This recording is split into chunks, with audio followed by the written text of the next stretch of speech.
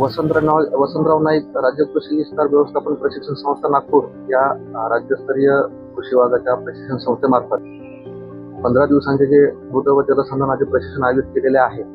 या प्रशिक्षणामध्ये बरेच राज्यातील कृषी अधिकारी, तालुका कृषी अधिकारी, उपसंचालक सहभागी झालेले आहेत आणि या सर्व नवीन कृषी विभागात नव्यानं रुजू झालेल्या सर्व अधिकाऱ्यांना मृद व जलसंधारणाच्या कामाचा एवढा अनुभव नसल्याने हे प्रशिक्षण फारच उपयोगी होत असल्याचे दिसते आहे। या सर्व सहभागी अधिकाऱ्यांनी यापूर्वी कधीही न हाताळलेल्या मृद संधारणाच्या ज्या बाबी आहेत, जसे अंदाजपत्रक असतील, क्षेत्रीय भेटी असतील, क्षेत्रीय क्षेत्रावर जाऊन विविध मृद व जलसंधारणाचे उपचार यांची पाहणी असेल, या सर्व गोष्टी फारच उपयुक्त सिद्ध होत असल्याचे जाणवते।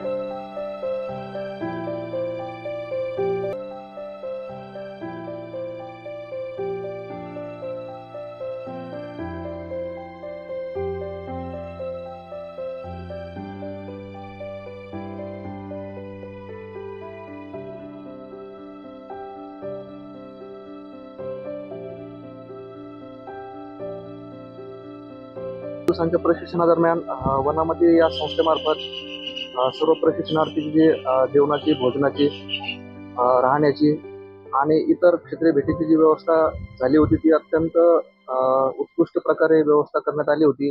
त्यामुळे सर्व प्रशिक्षणार्थींना इथे वर्गामध्ये उपस्थित राहून प्रशिक्षण घेण्यासाठी अत्यंत उपयुक्त असे वातावरण संस्थेने उपलब्ध करून दिलेले आहे।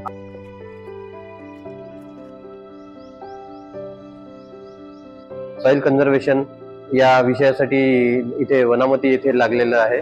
त्यामध्ये आम्हाला फार चांगल्या रीतीने इथे शिकवण्यात आलेलं आहे। हे आमचे 15 दिवस क्लास झालेले आहेत। आज शेवटचा दिवस समजावा असा, आणि आज आम्हाला यामध्ये प्रत्यक्ष आम्हाला फील्डवर जाऊन कसे रिडिंग्स घ्यायचे, डंपी लेवल लावून, आणि नाल्याचा काटछेद कसा काढावा, आणि त्याचा आपल्याला कशा प्रकारे पाया काढला पाहिजे, कसा माथा काढला पाहिजे, हे ऍक्च्युअली जे आपल्याला फील्डवर जाऊन करायचं आहे याचा इत्थंभूत ज्ञान आम्हाला या इथे शिकायला भेटलं।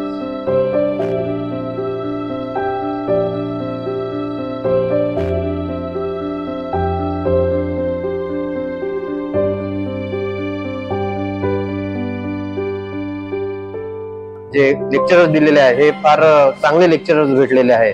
वनामती या संस्थेने फार चांगले लेक्चरर्स आम्हाला अरेंज करून दिले। त्यांनी इत्थंभूत आम्हाला माहिती दिली। मला फील्डवरचं ज्ञान असतंय, आणि कम्प्युटरमध्ये जेव्हा आपल्याला हे फॉर्म्युलेज वगैरे फीड करावं लागतात, आणि त्याच्यानंतर आम्हाला ह्या कॅल्क्युलेशन करून ऍक्च्युली बांध वगैरे बांधावा लागतो।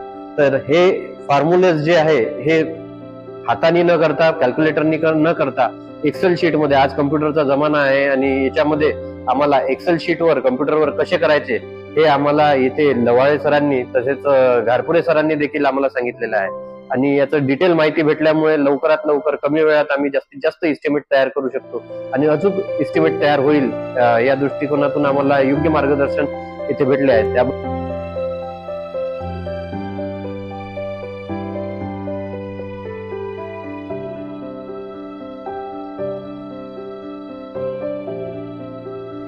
या प्रशिक्षण कार्यक्रमासाठी खास आपण प्रशिक्षण साहित्य तयार करून घेतले, आणि या विशेष ट्रेनिंगसाठी आपण बॅग, मोठं रजिस्टर आणि क्षेत्रीय स्तरावर सर्वे करत असताना संरक्षण होण्यासाठी आपण हॅटची सुद्धा व्यवस्था या सगळ्या प्रशिक्षणार्थींसाठी करून दिलेली आहे।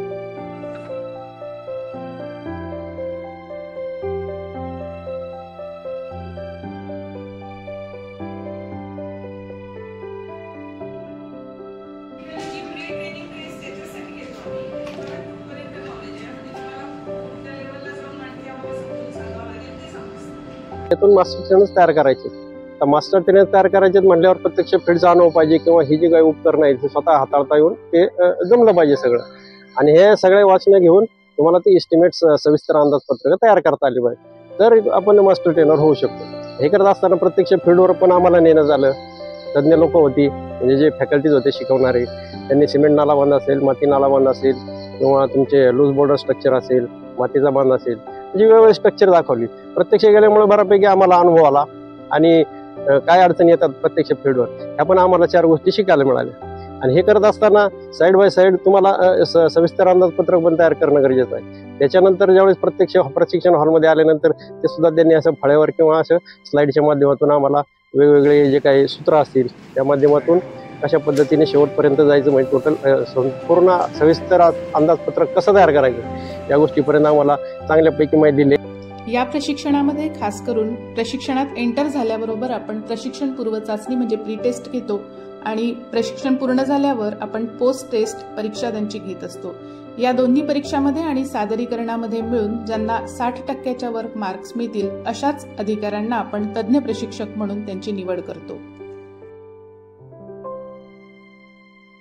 या 15 दिवसाच्या प्रशिक्षण कार्यक्रमामध्ये दररोज उत्कृष्ट असे नोट्स या लोकांना दिले जातात आणि सर्व प्रशिक्षणार्थी आपल्या या रजिस्टरमध्ये नोट्सची नोंदणी करून घेतात. तर सर्वात शेवटी आपण याला उत्कृष्ट रजिस्टरला बक्षीस देखील देतो.